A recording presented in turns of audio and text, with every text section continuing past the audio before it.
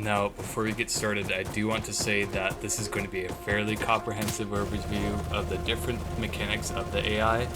I'll be covering some of the things I've mentioned in previous videos in more detail, as well as new information I've learned from playing Burim over the years.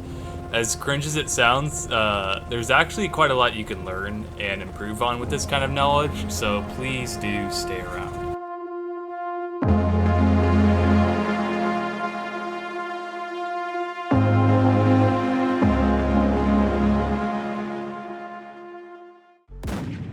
Obviously, we're going to have to talk about the AI spotting system, so let's just go ahead and get that out of the way. So, different AIs have different spotting radiuses. So the snipers, like what I'm dealing with here, are going to have basically an insane spotting distance. Your regular old guys with the AKs and actually VIPs will also have a crazy spotting sensitivity as well. So how do we counter that? Now, obviously, you can just shoot and kill the enemy before you're fully spotted. That might cause more issues. Like this here, all the other enemies detecting you, and now your stealth is blown. Well, here's how you deal with that. First of all, you're probably going to want a suppressed weapon, but see, this guy's going to spot us, and obviously we don't want to get spotted, right? So what I'm going to do is pay attention how the enemy is tracking our head. As we peek our head around the corner, the enemy is going to see that and start spotting us. Well, there's a little trick you can do, and if you just walk up to the wall with your gun out in third person, your gun will actually poke through the wall pretty much entirely. The longer the gun, the better, and then you just take him out in third person.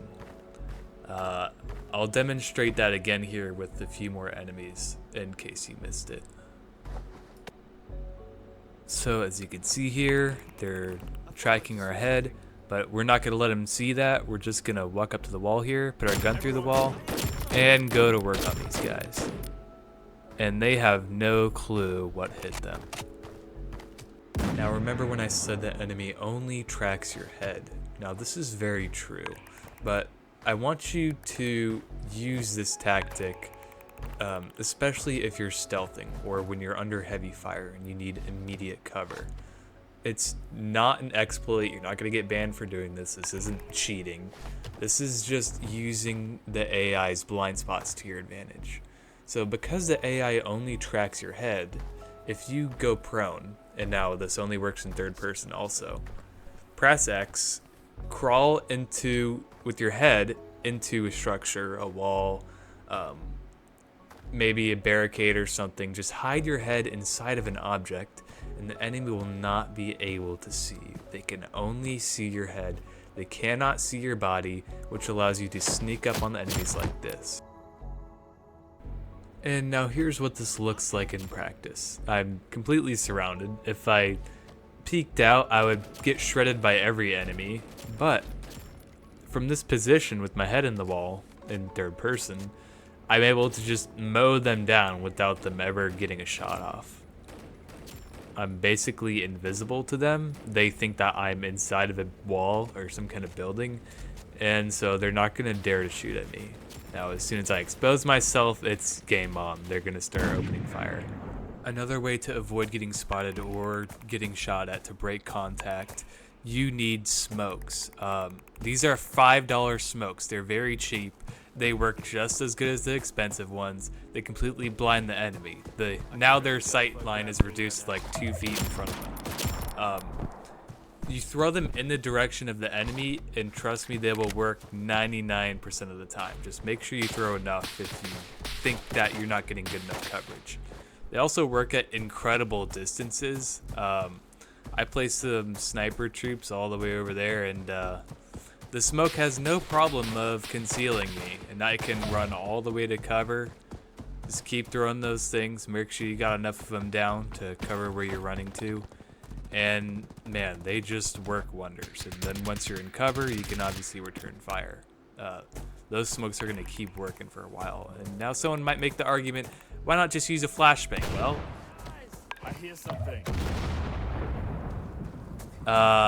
They are very risky. They pretty much don't do anything, and they have limited range, whereas smokes don't have limited range. And if you're using a flashbang, why bother? Why not just use grenades that are just gonna get rid of the threat immediately? You don't have to worry about shooting them with your gun. Flashbangs are kind of pointless in my opinion. Now let's say if you did blow your stealth, if you're gonna die or if you really want it to stay stealth, you can't, for some reason you cannot fight loud. Well, you can walk or fly or drive out of the AO and then you'll be safe. The compound will reset to stealth mode and you'll be able to go back and continue your stealthing. Now the enemies will respawn to a depending degree on how much you cleared before you flew out. And also this will only work if you are the only one in the compound. If there's other people there, you cannot reset it without them also leaving with you. Now let's talk about mortars, because they're the most annoying part of the game. That's probably a fact. Now obviously mortars are only going to fire if stealth is broken, so if you really want to avoid mortars, the best way is just stealth, but there's of course other ways around it. Take note that mortars will only fire at you if an enemy on the compound has spotted you, and this applies even after the compound has been alerted. As you can see, this enemy spots and shoots me, and then the mortars fire. Only after an enemy looks at you are mortars firing. So if mortars are shooting at you, there's an enemy that has line of sight on you, and you should probably take him out before he takes you out, or before the mortars take you out. As you can see there, I just walk out and then the mortars fire me again because I've been spotted. The obvious solution is to just shoot the mortar, right? Kill the guy in the mortar. Well, not exactly. If you don't disable the mortar, their position will just be refilled by another NPC, and you'll still be in trouble. And this is the same thing with machine guns. As you can see here, I kill the mortar, and without disabling it, it gets restocked. Same thing with the machine gunner, though mortars do take priority. Now we're on to probably one of the most important parts of the AI to understand, which is their reinforcements. Reinforcements will first show up when stealth is broken.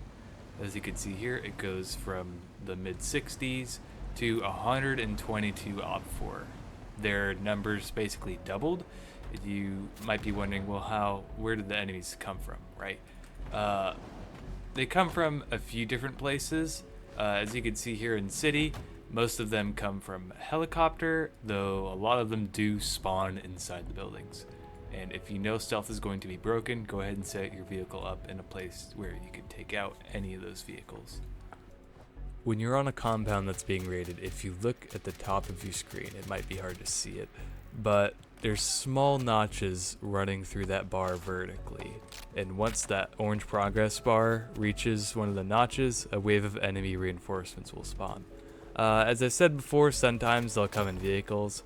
However, oftentimes they'll just spawn inside of doors around the compound, which is uncool and kind of unfair, but it is what it is. As you can see here, I just kind of get wrecked.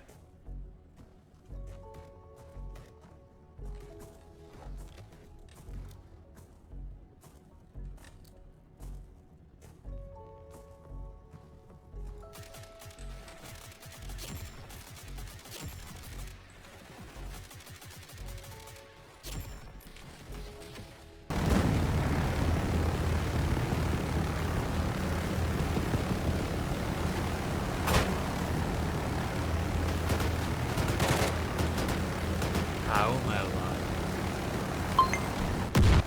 alive? Not a whole lot to say here other than just don't fly above the anti-air if you know it's online, because you're just gonna die. Now there's some other things I could cover, like how the enemy hides in cover and how they pull out different weapons when you get close to them. While that's all true, there's a lot of the things that you need to learn about the AI, you can really only get from just playing the game. And if I talked about If only I every had a little strawberry small matcha right niche now. thing that the AIs did, this would be like a 30-minute video. So I'm not going to do that. And on top of that, I just got news that the game might be getting changed in some way or another. So hopefully this video is still applicable. It took me way too long to make. But nonetheless, I'm going to keep you guys updated, so don't worry. I'm not sure what my next video will be about. Probably loadouts if they don't completely break the system. But yeah, thank you for watching. Hope you guys learned something. Get out there and have fun.